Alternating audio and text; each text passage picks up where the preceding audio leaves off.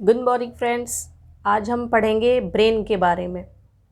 हमारा ब्रेन हमारी बॉडी का सबसे इम्पॉर्टेंट पार्ट होता है और इसमें देखते हैं हम क्या क्या इसके पार्ट्स होते हैं और कैसी इसकी स्ट्रक्चर होती है। तो देखिए, सबसे पहले जो हमारा ब्रेन होता है वो 3 पार्ट्स में डिवाइड होता है। देखिए, ये हमारा ब्रेन है। अब ये जो ब्रेन है हमारा वो 3 पार्ट्स में डिवाइड होगा। इसका जो सबसे पहला हिस्सा होता है ब्रेन का वो कहलाता है अग्र मस्तिष्क। अग्र मस्तिष्क, इसे अग्र मस्तिष्क को हम फोर ब्रेन भी कहते हैं। Fore brain. इसका दूसरा जो हिस्सा होता है उसे कहते हैं मध्य मस्तिष्क। मध्य मस्तिष्क यानी कि मस्तिष्क के 3 हिस्से होते हैं, अग्र मस्तिष्क, मध्य मस्तिष्क और इसका जो तीसरा हिस्सा है वो कहलाता है पश्च मस्तिष्क। ठीक है। अब मध्य मस्तिष्क होता है इसे हम मिड ब्रेन भी कहते हैं और जो तीसरा होता है पश्चिम मस्तिष्क इसे हाइंड ब्रेन कहा जाता है।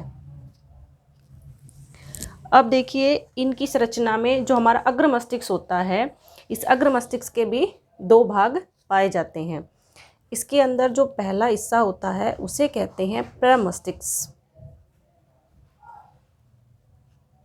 प्रमस्तिष्क को सेरिब्रम भी कहा जाता है। इसका दूसरा हिस्सा होता है उसे कहते हैं डायनसिफेलॉन। डायनसिफेलॉन। इस डायनसिफेलॉन के 3 हिस्से होते हैं। इसमें जो सबसे पहला हिस्सा होता है उसे कहते हैं एपिथैलेमस। एपिथैलेमस। इसका जो दूसरा हिस्सा होता है, इस दूसरे हिस्से को कहते हैं हाइपोथैलेमस।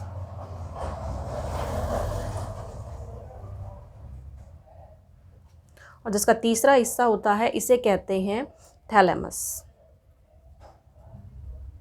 इस तरह से जो अग्र मस्तिष्क होता है उसके 2 हिस्से पाए जाते हैं।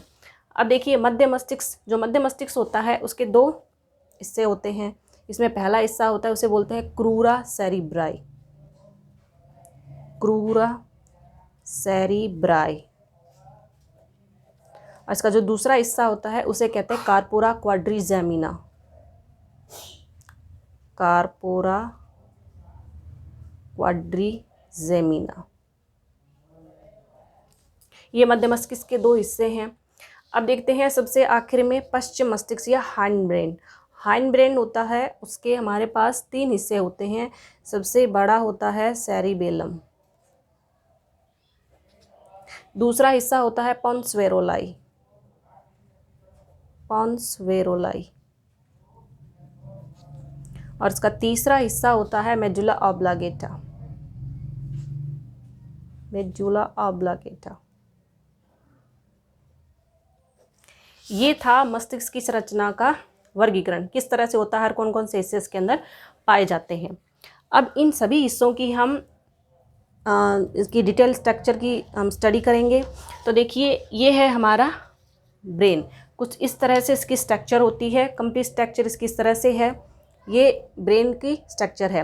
अब इसमें देखिए, जो मुख्य मुख्य हिस्से थे उनके बारे में हम कुछ डिटेल स्टडी करेंगे। जैसे कि सबसे पहले हमने पढ़ा था अग्र मस्तिष्क या फोर ब्रेन। जो फोर ब्रेन या अग्र मस्तिष्क होता है वो ये वाला हिस्सा होता है, इसे कहते हैं फोर ब्रेन। यानी कि जो मस्तिष्क का सबसे आगे वाला हिस्सा होता है इसे फोर ब्रेन कहा जाता है। फोर ब्रेन के हमारे पास 3 मुख्य हिस्से होते हैं। इसमें सबसे पहला आएगा सेरिब्रम, दूसरा आएगा थैलेमस, तीसरा आएगा हमारे पास हाइपोथैलेमस। ये अग्र मस्तिष्क के 3 मुख्य हिस्से पाए जाते हैं। अब देखिए, सबसे पहले है सेरिब्रम।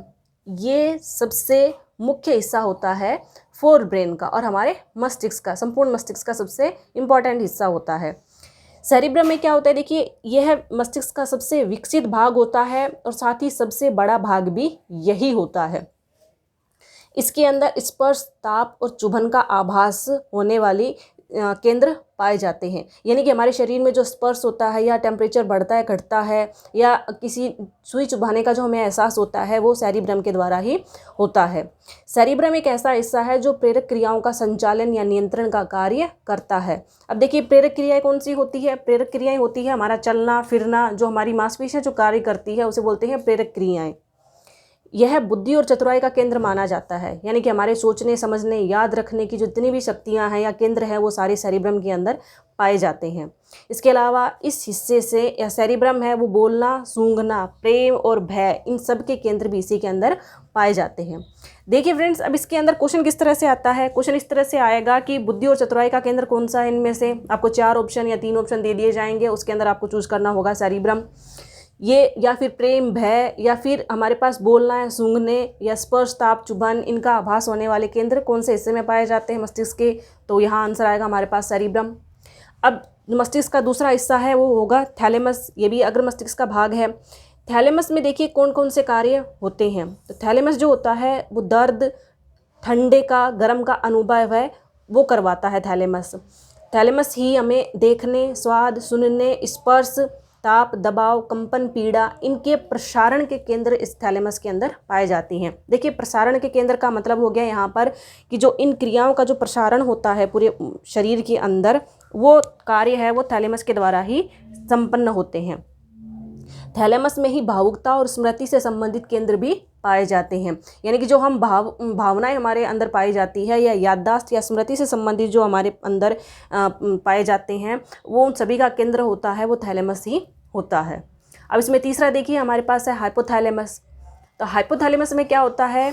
हाइपोथैलेमस होता है मुख्यतः हार्मोन्स पर नियंत्रण करता है। हमारे शरीर में मस्तिष्क के किनारे पर ही एक मटर के दाने समान पिट्यूटरी ग्लैंड पाई जाती है, पीयूष ग्रंथि पाई जाती है। तो उसमें से जितने भी हार्मोन्स स्रावित होते हैं उन सब का नियंत्रण वो हाइपोथैलेमस के द्वारा ही किया जाता है।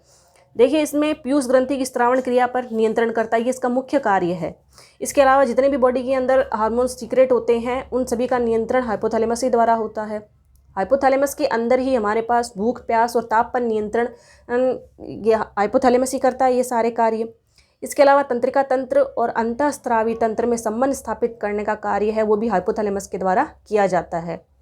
तंत्रिका तंत्र का मतलब हो गया हमारा नर्वस सिस्टम, और दूसरा अंतःस्रावी तंत्र। अंतःस्रावी तंत्र होता है ये हार्मोन्स का सिक्रेशन करता है। तो इसमें है कि तंत्रिका तंत्र हमारा नर्वस सिस्टम और हमारा जो हार्मोन सिक्रेटरी सिस्टम है उन दोनों के अंदर संबंध को स्थापित करता है हाइपोथैलेमस करता है। इसके अलावा हमारी नींद पर हमारी भावनाओं पर या हमारी संतुष्टि क्रोध प्रसन्नता इन सब पर नियंत्रण हाइपोथैलेमस द्वारा ही होता है। देखिए ये सारी चीज़ें नींद है भावनाएं हैं क्रोध है प्रसन्नता है ये सारे कुछ हद तक हार्मोन्स के द्वारा भी नियंत्रित होते हैं। और हार्मोन्स पर नियंत्रण कौन रखता है? वो नियंत्रण रखता है हाइपोथैलेमस।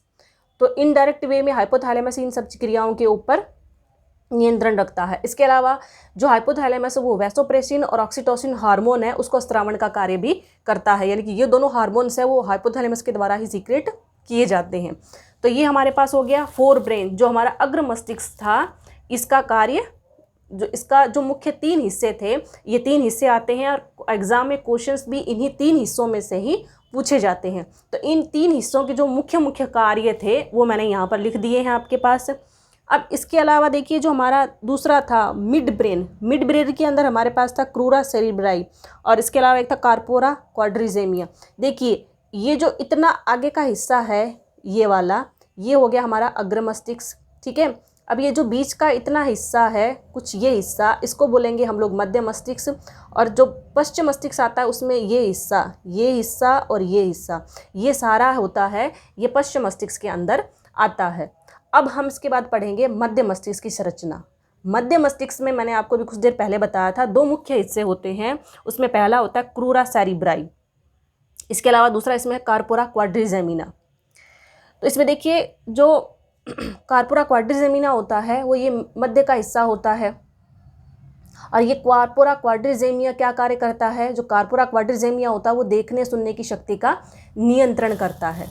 देखिए जो कार्पोरा क्वाड्रिजेमिया है ये हमारे मस्तिष्क के अंदर देखने और सुनने की शक्ति को नियंत्रित करता है। अब हम थर्ड पार्ट की तरफ जाते हैं, पश्चिम मस्तिष्क हाइंड ब्रेन जिसे कहा जाता है। इसके 3 हिस्से हैं, पहला हो गया इसके अंदर सेरिबेलम, ये जो हिस्सा आपको दिख रहा है ये कहलाता है सेरिबेलम। इसके अलावा पोन्स वेरोलाई, देखिए पोन्स वेरोलाई एक जाल जैसी संरचना होती है जो कि संपूर्ण मस्तिष्क के अंदर फैली हुई होती है। तो इसमें पहला हो गया सेरिबेलम, दूसरा हो गया हमारे पास पोन्स वेरोलाई। पोन्स वेरोलाई के अलावा तीसरा चीज़ है इसके अंदर इम्पॉर्टेंट, वो है मेडुला ऑब्लांगेटा।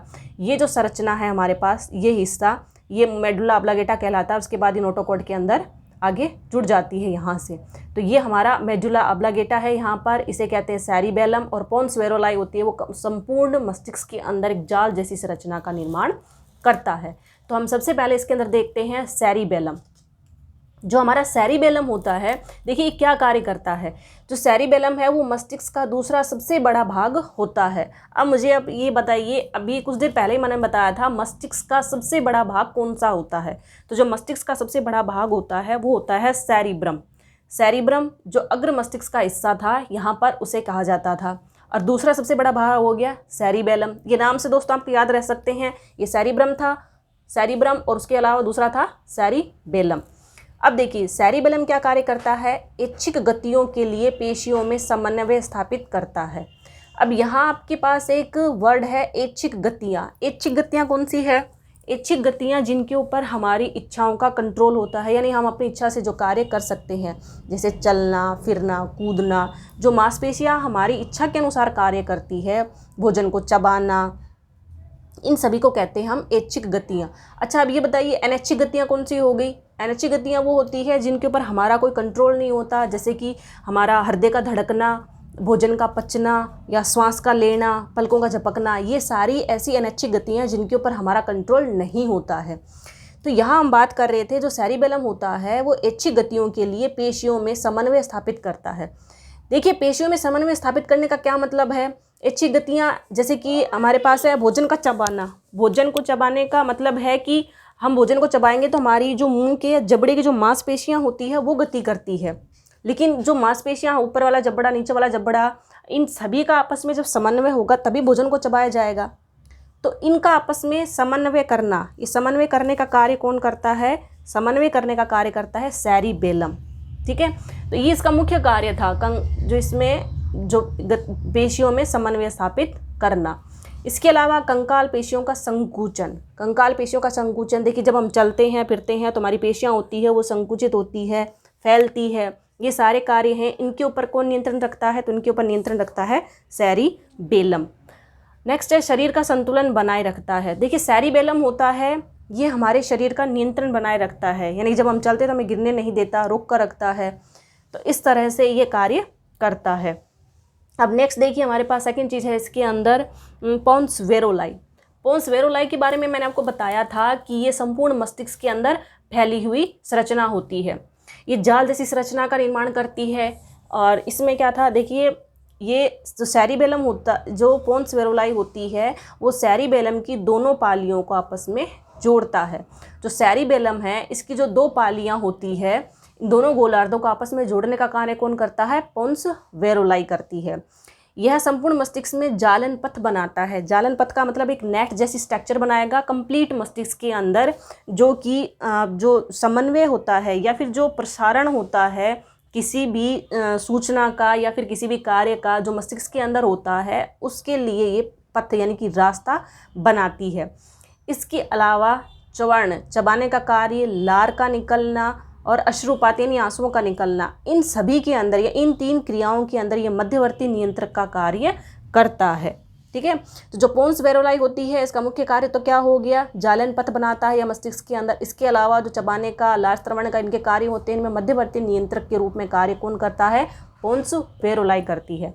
अब लास्ट एंड इम्पॉर्टेंट पार्ट है हमारे मस्तिष्क का, जो सबसे पीछे का हिस्सा होता है, इसे कहते हैं मेडुला ऑब्लांगेटा। ये मस्तिष्क का सबसे पिछला भाग होता है। ये इसके इम्पोर्टेंट काम क्या है, देखिए ये अनैच्छिक क्रियाओं के ऊपर नियंत्रण करने का कार्य करता है। लेकिन जो ऐच्छिक गतियाँ थी उनमें कौन नियंत्रण करता है, तो ऐच्छिक गतियों में नियंत्रण करता है सेरिबेलम। ठीक है, जो अभी हमने पढ़ा था। और अनैच्छिक गतियों में कौन करेगा, मेडुला ऑब्लांगेटा। तो मेडुला ऑब्लांगेटा होता है वो हार्ट बीट, बीपी, हमारा ब्लड प्रेशर है, श्वसन का नियंत्रण का कार्य है, ये मेडुला ऑब्लांगेटा द्वारा किया जाता है। अब इसमें देखिए शरीर की अनैच्छिक क्रियाओं पर नियंत्रण ही इसका मुख्य कार्य होता है। अब अनैच्छिक क्रियाएं कौन कौन सी होगी हमारे शरीर की, जैसे कि आहार नाल का क्रमाकुंचन जिससे कि भोजन पचता है, श्वसन की क्रिया और हृदय स्पंदन या बीपी से हम बोल सकते हैं, एक ये भी इसके अंदर ऐड होता है। तो इन जो अनैच्छिक क्रियाएं होती है हमारे शरीर की, इन सभी पर नियंत्रण कौन करता है, मेडुला ऑब्लांगेटा करता है। इसके अलावा देखिए लिए और भी कुछ अनैच्छिक क्रियाएं होती है जो कि हमारे रोकने से रुकती नहीं है, जैसे कि भोजन का निगलना, उल्टी आना, छींक आना, खांसना, इन सभी क्रियाओं के जो केंद्र होते हैं वो मेडुला ऑब्लांगेटा के अंदर ही पाए जाते हैं। तो इस तरह से जो हमारा मस्तिष्क था उसकी स्ट्रक्चर मैंने आपको बताई कंप्लीट। Thank you.